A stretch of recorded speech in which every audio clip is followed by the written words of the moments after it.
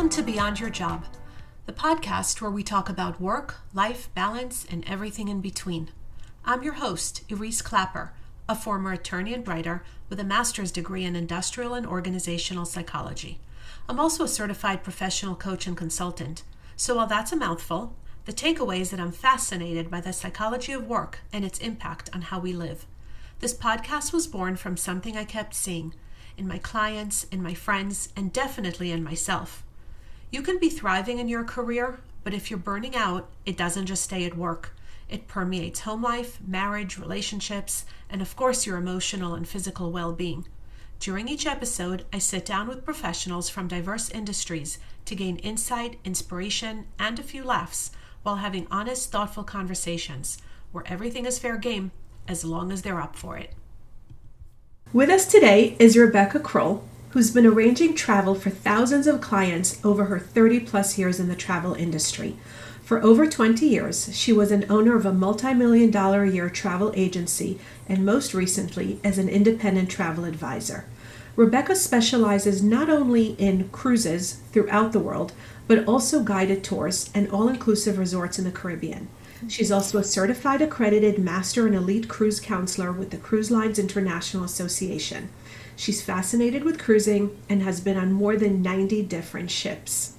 Beyond Rebecca's career, and in addition to traveling for work and fun, she stays very busy with her growing family and husband of over 40 years, 3 adult married children, 5 grandchildren, and caring for her mom. And a fun fact about Rebecca is she's the mother of twins and also the grandmother of twins. And I am so excited to welcome my friend Rebecca to the podcast today. Welcome. Thank you so much for including me as one of your guests, Iris. I feel honored to be part of this. I'm excited to talk with you. Me too. I mean, we talk about travel so much out of this space.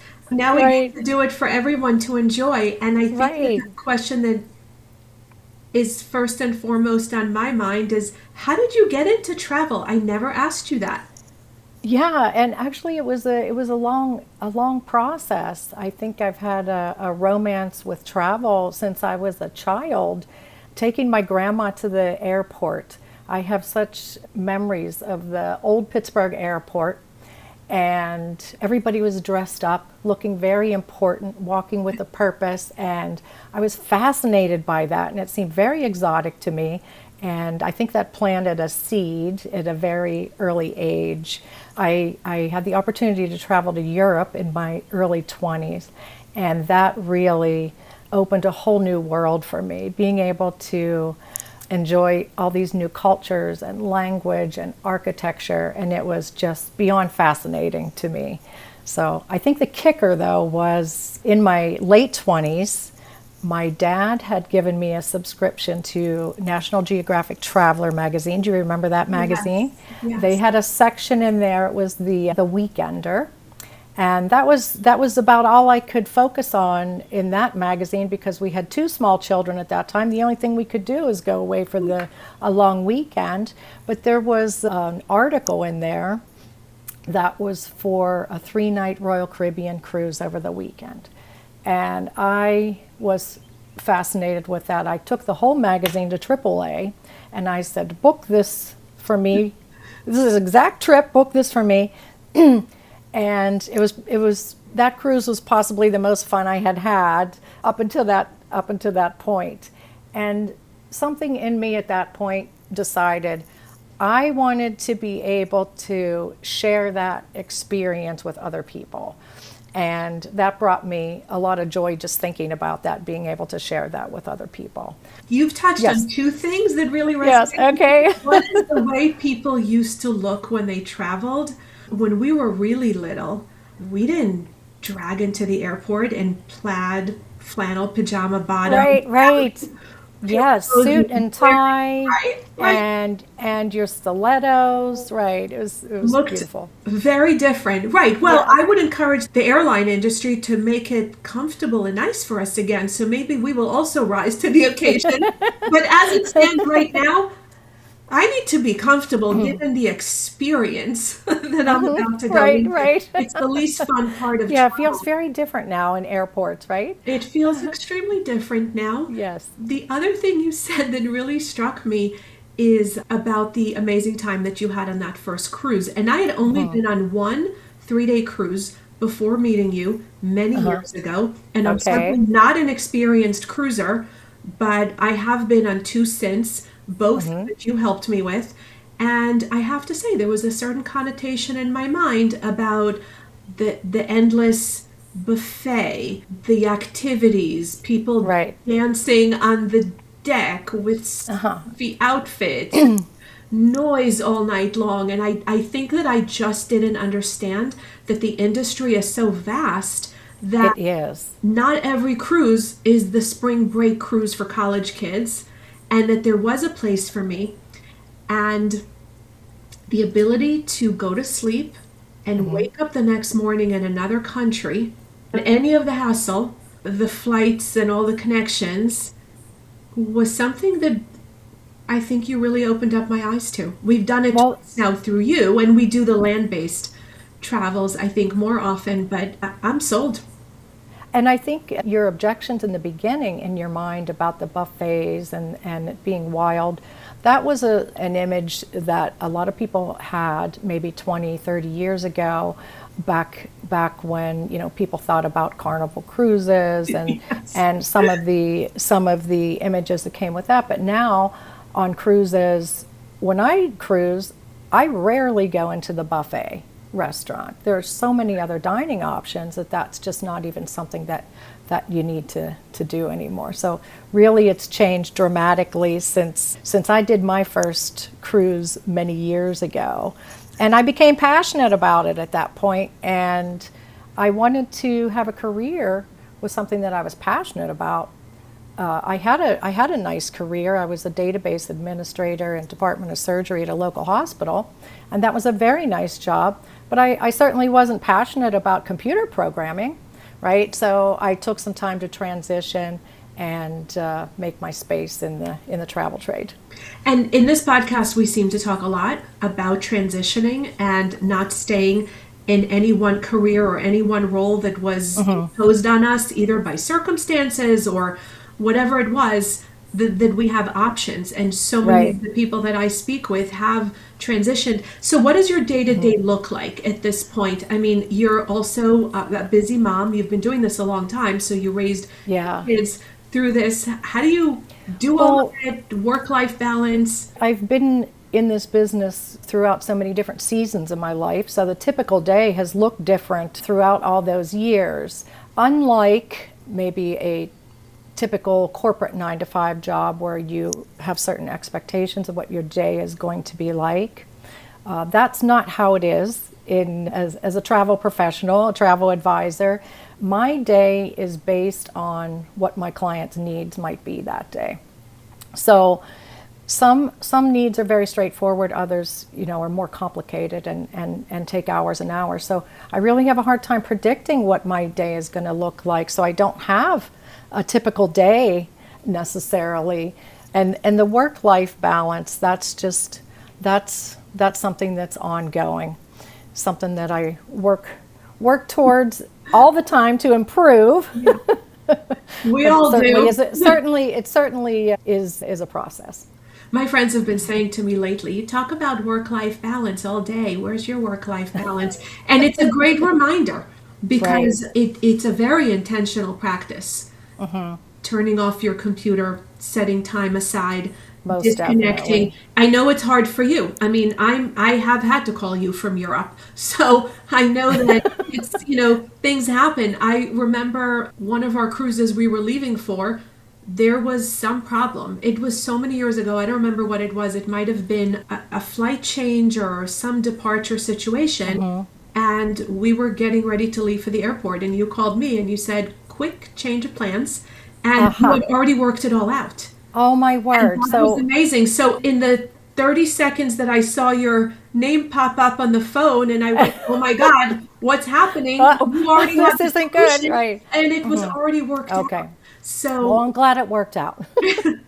well, there's never a time that you're not available to all of your people. And I know that on some level you don't accept tons of clients because I know that you need to devote your time to the people who are en route right before their plan, coming back from their plan, whatever it is. Right. So I know that you can only handle a set number of people because of logistics. Talk to me a little bit about that. Well, I didn't have a set limit of clients when I first started, of course, but since I've been doing this for 30 years, I have several thousand clients and several hundred active travelers. So I haven't taken on any new clients for the last few years, and that allows me to concentrate on my existing client base and to be able to give the kind of service that I feel good about giving. I need to be able to sleep at night and not to worry that I'm not able to take care of you if you need me. So I want that comfort level for myself, and especially as I get older and more experienced, I know what I can handle and what I can't handle, and it's not worth it to take on more than you can handle. I want to be able to do well for you. And you do. And so unfortunately I have to say no when people send me referrals or new customers contact me. So do you time it? Like, I know we have a trip planned through you in the fall and then next summer. And so do you plan it in such a way that we're coming into you in waves and you can handle whatever's coming at you? Well, there actually is. It's called wave season in the travel industry, and that's January through March. And typically during a normal year, which I don't think we've had a normal year for the last decade, but typically we can expect to get about 75% of the year's bookings done in the first 3 months of the year. So that's a very busy time. People are stuck at home. It's cold. It's dark. They might not be able to travel right then, but they want to think about it. And just knowing that they have a trip planned helps get them through the winter, I think. So I do plan to be very busy during the winter, and may be able to catch my breath a little bit during the fall when the new bookings are a little slower at that time of the year. But people are traveling throughout the year, so I'm always working. You are. And one of the things that being older parents has opened up for us, or being empty nesters, is whether we're traveling with or without our kids, we're now able to do it not around a school schedule. Right. And that has opened up the possibilities to less crowded travel, which was also taken away from us during COVID. Not just the ability to travel, but everybody has caught on to that. That you go certain places in October, November, early spring. It might not be beach weather, but you're also not going to be inundated with tourists, and it's amazing. Right. We're tourists, but we don't want to see tourists. So yeah. It's a beautiful time of the year to go to Europe in May or in September. You get to enjoy the mild weather and maybe, not so much for the crowds. But on that same note, it's important to think about travel in the fall to places like the Caribbean, where you are under threat of hurricane possibly. Right. So things to think about. Maybe you don't want to do your Caribbean cruise in October. Maybe do that in May instead. And it used to be, I think, less expensive to travel in the off season. I personally don't find that so much anymore. What do you think? It is slightly less, but people have caught on to that. And a lot of the travel suppliers, cruise lines, and tour companies have also started to offer more travel dates during the shoulder season. So, and I love traveling in the off season, even just psychologically, knowing that I'm not going. First of all, I can't stand the heat, and I can't stand the cold, so I'm cranky like that. So I like to be just that nice 60s, 70s really works for me. Right. I want it to be between 65 and 78. Yes. That would be perfect. So the shoulder seasons end up being nice for that. Yes, it's really nice, and it is less crowded. So I do like that. It's easier to get reservations for places and not spend half your day standing online, because inevitably we do want to do some of the touristy things. And I really just have such a passion for travel. You know that I've lived on 3 different continents before I was even 10 years old. So Yes. I think it was kind of in my blood, and sitting still anytime is hard for me. And travel doesn't have to be spoiled, expensive travel. When we were young and we couldn't afford to travel the way maybe we travel now, we took a backpack and still traveled, and we ate baguettes on the street and stuff from the supermarket. And by the way, it wasn't any less amazing. Right, right. Yeah. Experiences were just so incredible. We talk about it, and it really has filled our hearts. So it's not necessarily about it being such a luxury, although of course travel is a luxury. I think about that a lot. Everybody spends money on whatever it is that, if they're able to, on whatever it is that fulfills them. And it's not the same for every person. So No, not at all, not at all. But there's a travel style for every budget, and at every phase in your life. That changes so much. You know, you start out backpacking, but certainly a couple decades later, you might be on to something very different. And so there's such a range in costs too with different types of travel, and it's, you know, it's all relative based on what you're able to do. Yeah. So there's something there for everyone. There is, and the experiences are just invaluable. Many years ago, when my husband and I were graduate students, we didn't have a dime to our name. We basically took ourselves in a backpack to Europe for a month, and there was that whole shared bathroom concept in 1- and 2-star hotels or youth hostels, which, when I told my children about that, they were horrified, knowing me. But I remember we were at the end of our trip and we were running out of money, and my husband, who was so young at the time, 20-something years old, we were in some small village in Italy, and he asked reception if there's a room with a shared bathroom possibility, because the hotel is still too expensive. Wow, you actually requested We actually asked for it, and the guy looked at him and said, "We don't do that here." Okay. And my husband said, "It wasn't our idea. That's your system. It doesn't even exist where we come from." And we were shamed for something we didn't even know existed before this trip. So it's amazing what you can adjust to. It is, and now you can think about that same place that you went to on that trip in Italy on that tight budget, and you can visit that same place now and have a completely different experience, and maybe, you know, do the things that you didn't get to do when you were there originally, and now you can see things, you know, a little different perspective, and I find it's really cool to go back and visit those places that you did when you were just starting out traveling, and see how different it feels at different points in your life. Yes, and we do that, and we still reminisce about those times where we just took whatever money we had and still got out there to travel because it was that important. Right. And it's just such an amazing adventure. I feel like when I go somewhere and I don't know the language and I don't know where I'm going, and the scenery is new and everything is completely strange to me, it's when I feel the most settled. And I don't know how to explain that. That sense of adventure, that anything is possible. I mean, we went with traveler's checks and no cell phone. That's quite different today. Right. Yes, I can't imagine now. Right. We're completely connected. We're not going to get lost. But I love that feeling of landing somewhere that I've never been and just fully immersing and just experiencing that.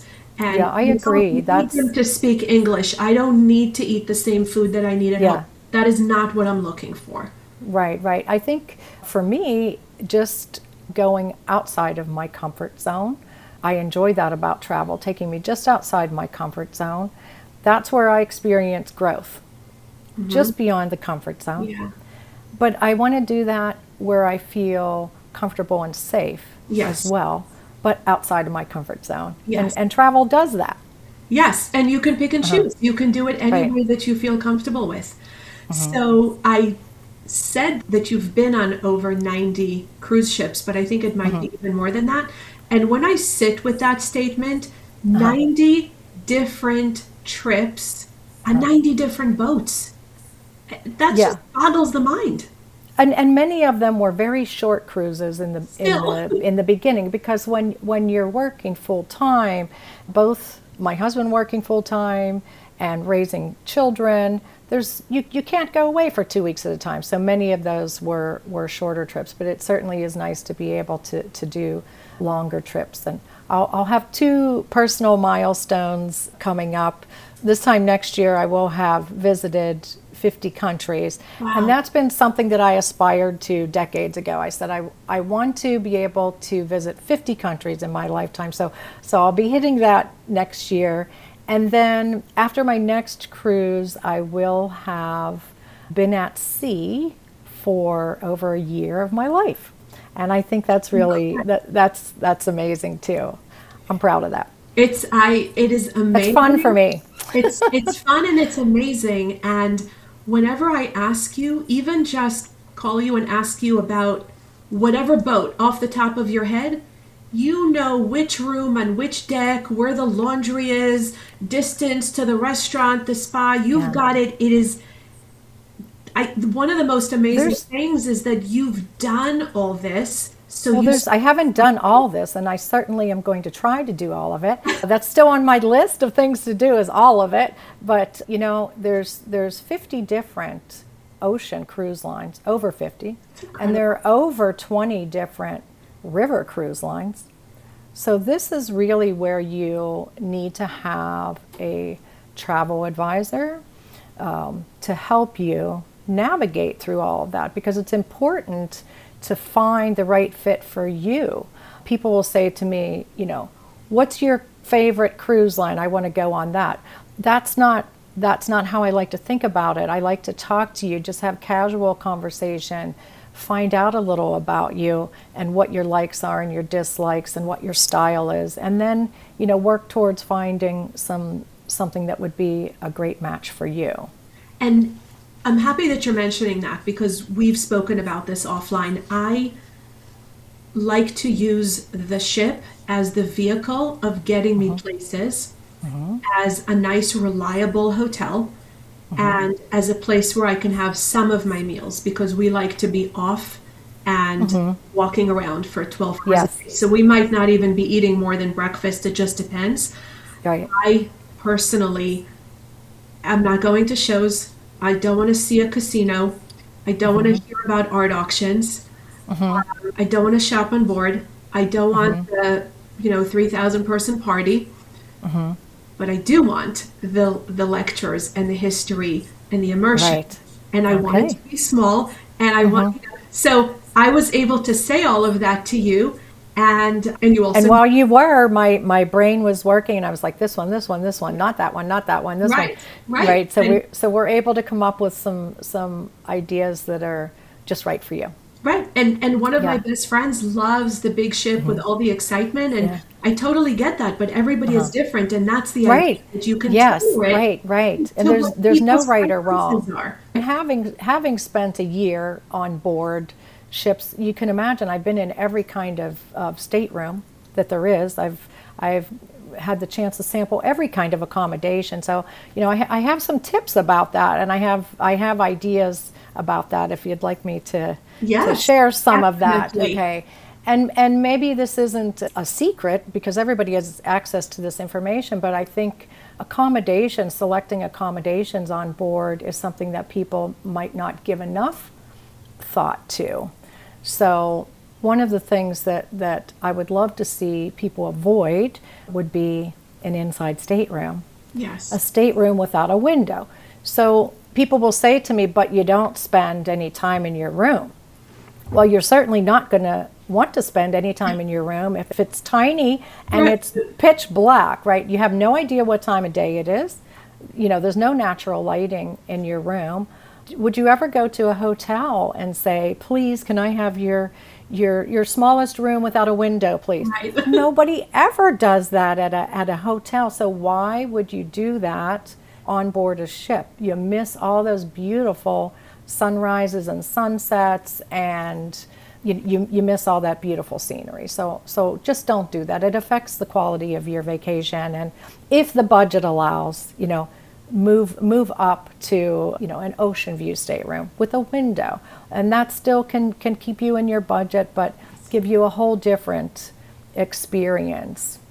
And another thing people can do to save money on their staterooms would be to go with a guarantee stateroom, and that's where you allow the cruise line to pick your location for you. So you're not selecting a deck or room number 302 next to the elevator. But with that, giving the cruise line that flexibility, they give you a big reduction in the price. So that's a way to maybe upgrade your room a little bit without having to spend the money on that.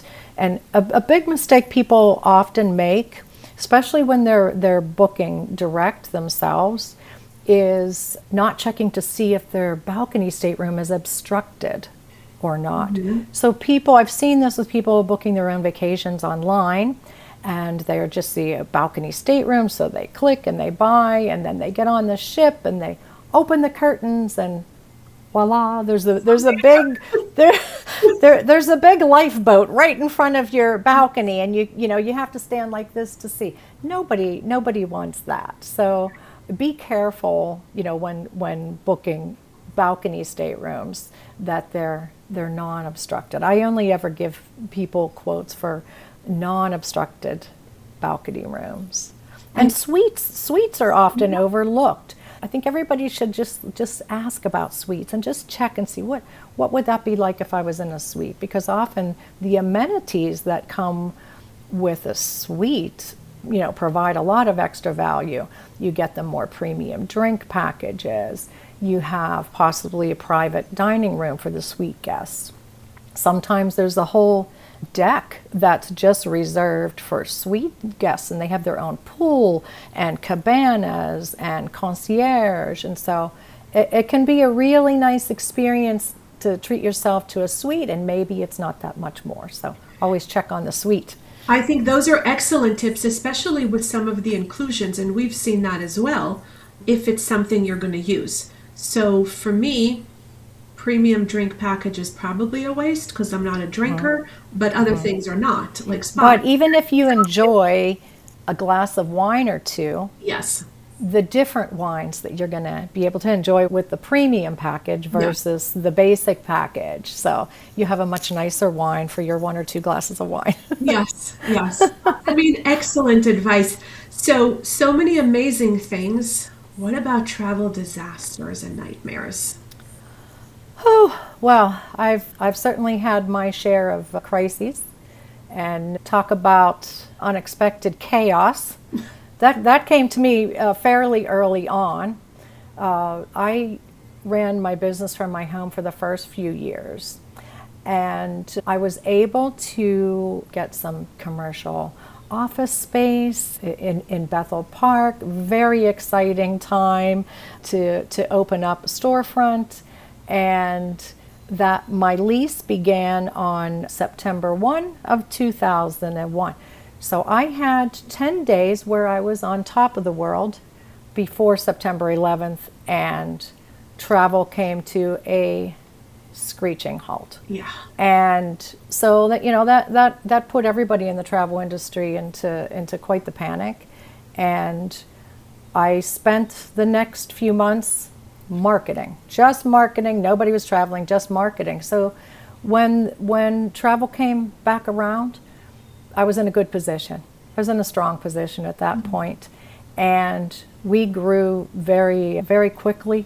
I was able to, over the next couple of years, double my office space, double my staff.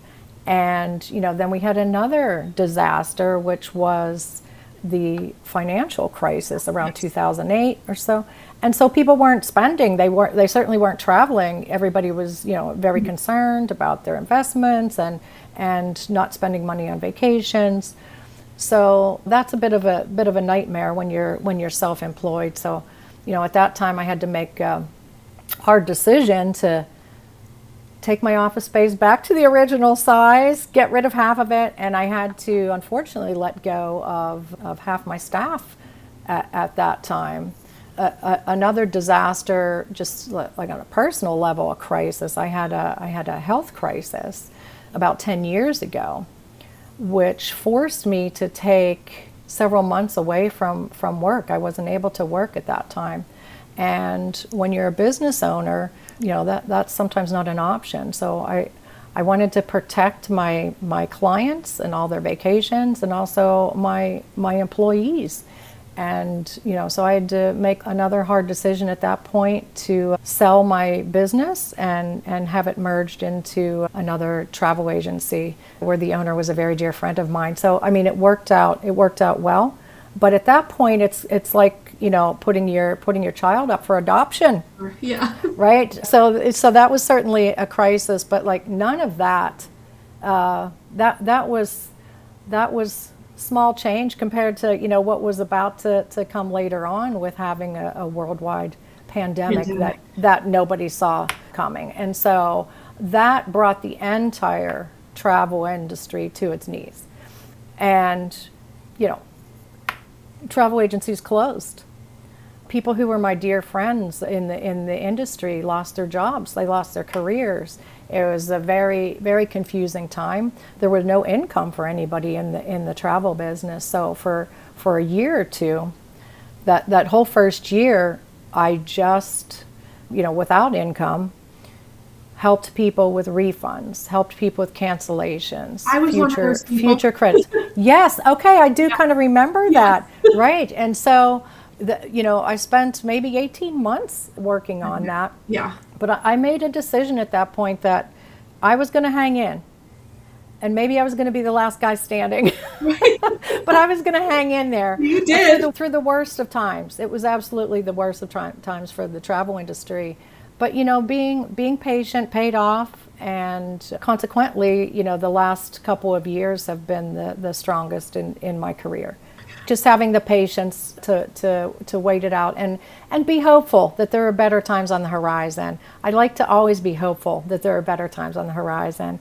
And that can pay off for you, having that kind of attitude, I think. I 100% agree with that. Right. I think that travel adds such a dimension to our lives, and people save and really put so much time into where they want to go, and then they entrust you with this baby of theirs. It's a big responsibility. And I imagine that even things like lost luggage, and I mean, people probably call you with everything. Uh-huh. I mean, I know that even just, you mentioned COVID, my daughter was studying abroad for a little bit. There were all these requirements. Yeah. Heathrow Airport was not allowing certain things that other airports were. Right. So you connected, you had to know this. For so me, confusing. It was crazy. And she had all these experiences. And I remember you an email in case your other clients have this situation. Right. Who knew? It was so fluid. One day was left and right. Stuff that she was allowed. Yeah. Throwing it in the trash, screaming at her, shoving it through. She was trying to make a connection to Greece, which she did. Arrived there with no toothpaste, no shampoo. But it was just every day. It changed every day. The rules. Yeah. So navigating that was tough for everybody. It was tough, and it really was changing day by day. I remember arriving in Athens. I think it was a year or two after the pandemic. And you and I had spoken about what we needed, and we were flying in from Amsterdam, and I needed to do the COVID test, and it had to be 72 hours. Yes. And we went to this place, and we sat there and got it, and got it all. That was just the worst. All of that. But then we got to Athens, to the port. Nobody asked for it. It was just one of those things, but some of our friends were asked for it. Yeah, right. So it was just a crazy time, and you had to roll with it. I know you've also had some crazy lost luggage stories. Yeah, we've had some crazy lost luggage stories, but it turns out okay in the end. I pretty much insist that everybody that's traveling out of the country have travel insurance. Yes. And you can be compensated for replacing clothes or buying what you need, and oftentimes the tour company, the cruise lines, are helpful as well. For example, some of the cruise lines allow you to take things from the gift shop, buy things from the gift shop, buy clothing from the shops if you need. So it's not so much of a disaster. It's not. It can be. I do like my own clean underwear that I. Yes. I really just do. Yeah, right, right. You might have to buy some extra along the way Yeah, then. I mean, for me, I'm pretty picky, so for me, that's kind of a nightmare. But you know what? Things do happen. We connected through Philadelphia, and you have to clear customs in Philadelphia. So you have to take your suitcases off the belt and push them onto the Right. next thing for Yes. connection. And we had hard luggage, brand new hard luggage that Yes. we bought. Right. And his suitcase came off that belt crushed. I mean, Yes. crushed, like broken, Right. like socks hanging out of the sides. Yes. Just, Yes. I've we were had so grateful it similar happened on the way experience. home. I Right, mean, right. that was nice that it wasn't on the way Right. there. I've lately I've been buying stickers when I'm traveling. Interesting stickers I see to put on my luggage. Yeah. And this way I can spot it instantly when it's coming down the carousel. But just when I get it covered with stickers, And the airline will throw it somewhere and then it's crushed and then I have to start over again with no stickers. yes, it's such a bummer. I find that investing in really good luggage, which truthfully I've never done. It's Yeah. just luggage, but it does get nasty, and thank goodness for certain huge stores where we can just Yes. get it and be Right. done with it. So as long as it's not lost, I'm Yeah. okay. Right. Right. I just want to arrive with my stuff. Yes. I'm Yes. way more relaxed and lenient on the way home. Right. Right. So moving away from disasters, let's talk about your favorite adventures. Oh, that's really, really difficult question for me. And so many people will say to me, what's been your favorite place? Where would you like to go back to? And I have the thirst to see new places. I would say like one of the things that's captivated me the most would be river cruising. I love that you're able to set your own pace for the day. Yes, you have included sightseeing, but you have the afternoons, the rest of the day at your leisure. So I really enjoy the pace of that. And I really enjoy seeing the small villages and towns and being able to access those so easily from the riverbank in Europe, as well as big cities. You visit Cologne. So I think that's something that has captivated me, and something that has surprised me is I'm surprised by how much I overlook our own country, Yes. domestic travel, with especially the national parks, mainly the national parks. There's so much beauty to be experienced in the national parks. So I'm always kind of kicking myself when I take the trips, and I'm like, oh, I should be doing more of these because they're just so pleasurable and so amazing. And sometimes, we focus on moving outside of our own Absolutely. region and overlook things like, the national parks. And you can see multiple national parks in one trip. And a great way to do that is on a guided tour. All the logistics are figured out for you. Everything is already been perfected. You get to stay inside the national parks in the lodges when you're with a guided tour, whereas when you're winging the trip and doing it on your own, there's no way you're going to get a reservation at Old Faithful and Yellowstone. You need to be on a guided tour to get that. You don't have to worry about parking. You don't have to worry about driving. You're not going to be in that long line that you see when you come up to the parks. Your park pass is already included with your tour. You're just going to go right in. You're going to skip the lines, and it really does save time. So I think it's a great way to see the national parks. Put a bug in my head. Yeah, I it's think I'll be wonderful. calling you. Well, we'll have a conversation about that because I have all kinds of ideas for you. For sure, for sure. And I think that could be something for the next 2 years. My family's very interested in that, and we haven't done it. Yeah. And when we like a place, we go back. And Yeah. while I love exploring new places, and we do, for us it's balancing seeing something new with going back to something that we love and seeing it more in depth. So Yes. we're always talking about that. There's no right or wrong way to do that. Some people tend to go to the same place year after year. And I think, for some people, doing new things and going to new places gives them a certain anxiety. And so they feel very comfortable. Maybe they go to Myrtle Beach every year. And that's great. You want to do what makes you feel good. Sure. And you don't want to have anxiety. So for some people, going to the same places is just the perfect thing for them. Other people that like to see new things, you can still get into a rut with that. You run out of ideas. What do I want to do? And I think some ways that you can keep that fresh is, say you love to cruise. Well, don't go on the same cruise line. Mix it up.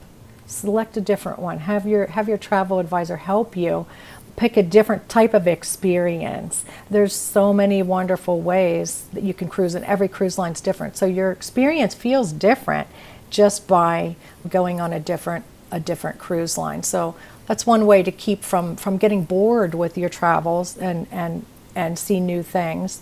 Another thing that you could do is mix up your travel styles. So maybe you cruise all the time. Well, next time, do a guided tour. Mm-hmm. There's so many amazing options out there. Just thinking outside the box and working with your travel advisor to do that.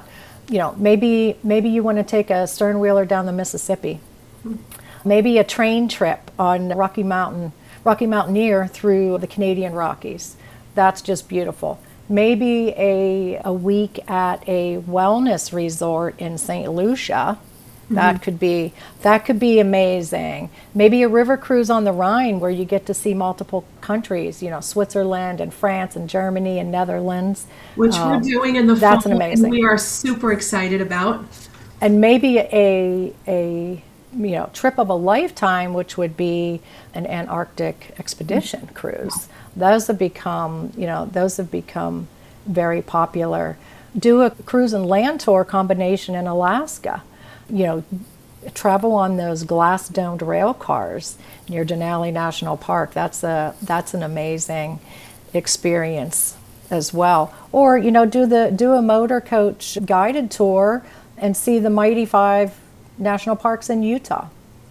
There's so many different things. Or say you want to know what Darwin was talking about. Well, a trip to the Galapagos. Yes. And through the Galapagos Islands is amazing too. Have you done that? I haven't, and that's on my list.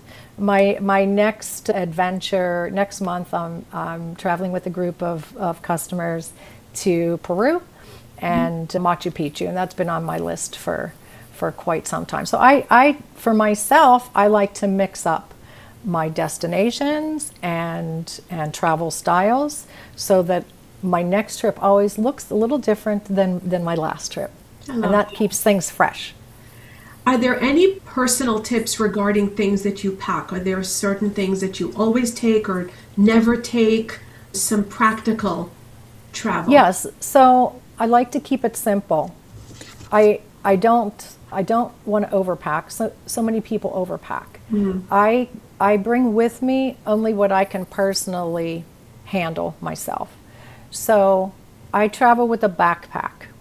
In addition to my 50-pound checked bag, which is never 50 pounds, I keep it to about between 30 and 35 usually. And that's even for a 2-week trip somewhere. And in addition, I have my backpack. And I like to be hands-free, especially in the airports. I want to be able to, get out my passport, get out my phone, whatever I need. So the backpack works really well for me.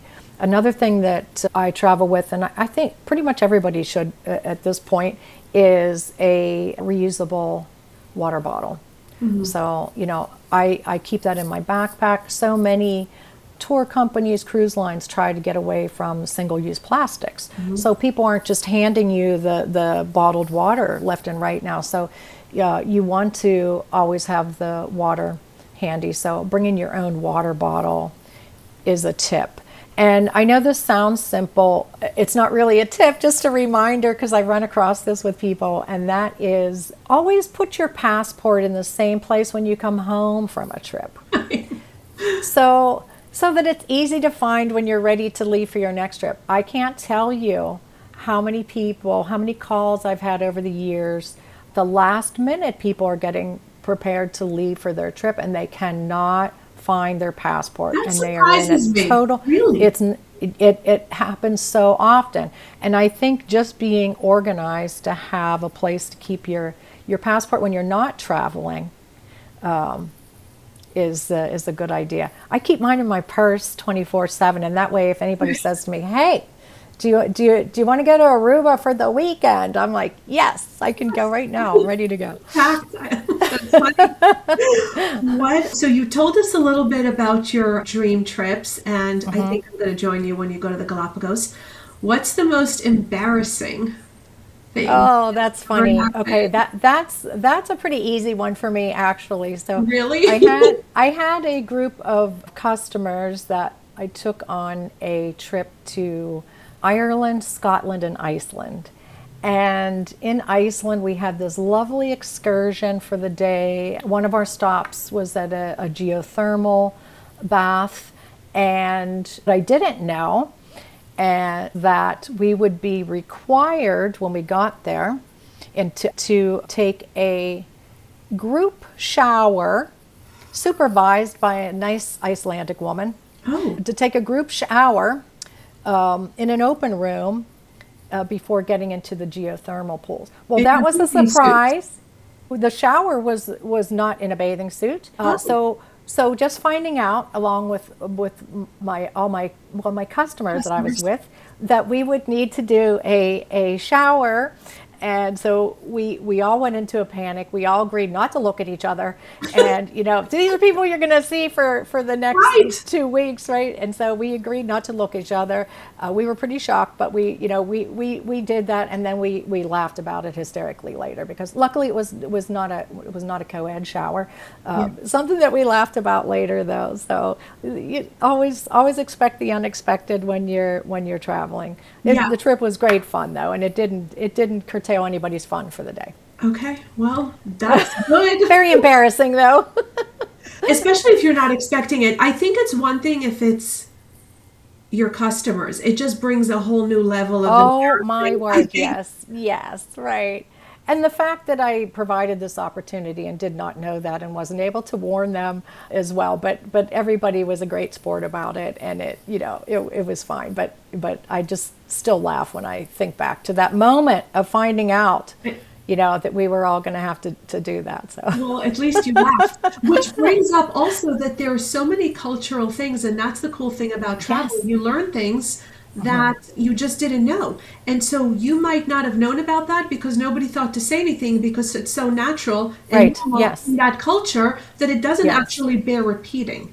So and just having the cultures be so different around the world, being able to experience those different cultures, having firsthand experience meeting people from different areas of the world and seeing their cultures and experiencing their food and learning what their beliefs are and finding out their history, it really makes me a different person each trip that I do, become more empathetic, more compassionate, and have a better understanding. It helps me make sense of this whole big world and life in general with the travels and being able to experience different types of people.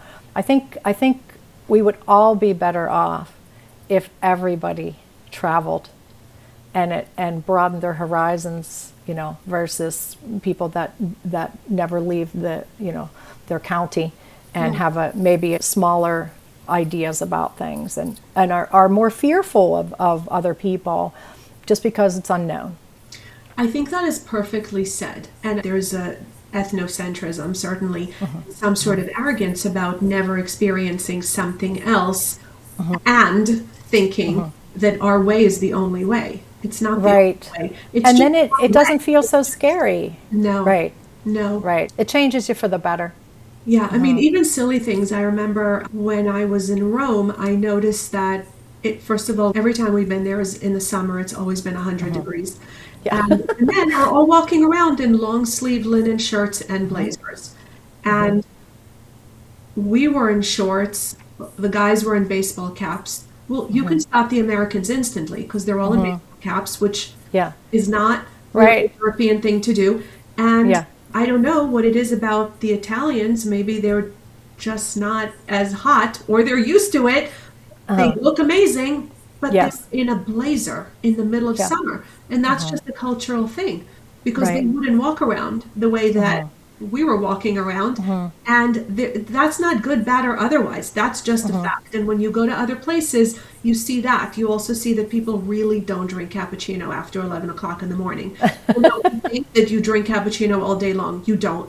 There are certain things that, no one's having bacon, egg, and cheese for breakfast. It's just different. And Yeah, it is. It is. And And it gives you ideas about how to live your own life too. You pick up these little ideas when experiencing different cultures, and you can add a little bit into your own life too. yeah, I mean, I remember when we took our kids to Tuscany, we came home and I made a salad, and my son said, "These tomatoes taste like home. I can never eat a tomato again." Right, right. Said, Yeah. "Well, I wanted to expand your horizons, and now I've turned you into a tomato snob." So remember what peas tasted like in Denmark when I was 23 years old. I went to a restaurant there and I just couldn't believe, like, these are peas. I've never had peas taste like this before. It's just some things. And the lemons in Italy. Oh. The lemons in Sorrento, right? Smell. And then you come here and you see our little lemons and think, what is that? Right.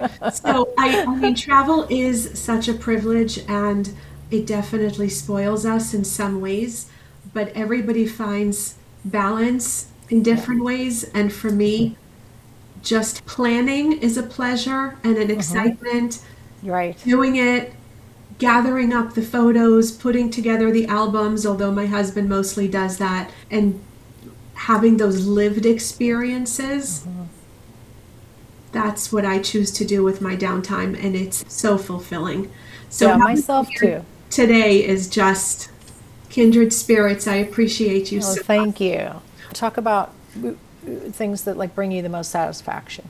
And one of those things is like just using you for an example. Like, it's the connections that I get to make with people on a personal level. And that's one of the biggest joys with my profession. Over time, my customers become my friends.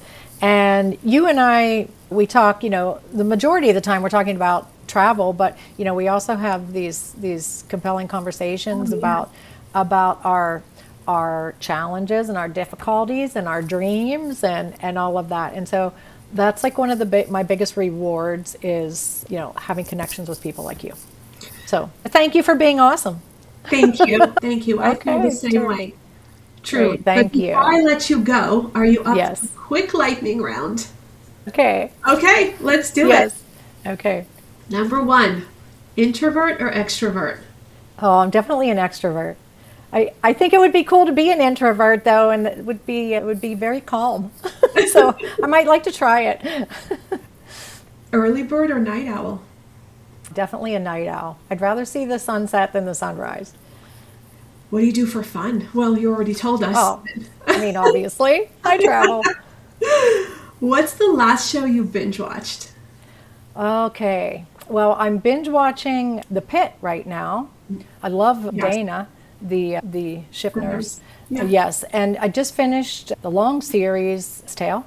Oh, wow. Love June. And also just finished Yellowstone. Oh, So, I yay, haven't Beth seen that Dutton. one. Oh my word, that's such a good one. Yeah. Is it? Always binge watching something late at night because Yes. I'm a night owl. Night owl. What song instantly puts you in a good mood? I'd have to say Bruno Mars, Uptown Funk. Oh, It instantly takes me out of a funk. it's just fun. I love that song. Yeah. What secret power would you choose if you could? I think I would choose to fly.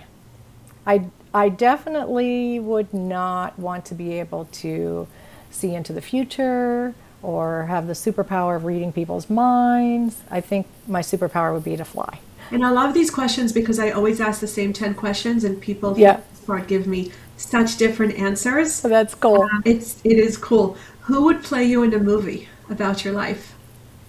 Let's see. I think I would like Sarah Jessica Parker.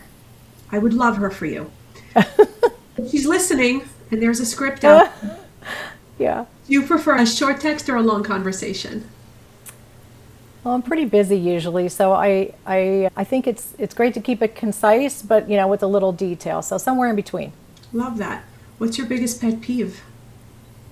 Mean people, Yes. and pessimists that totally messes with my vibe.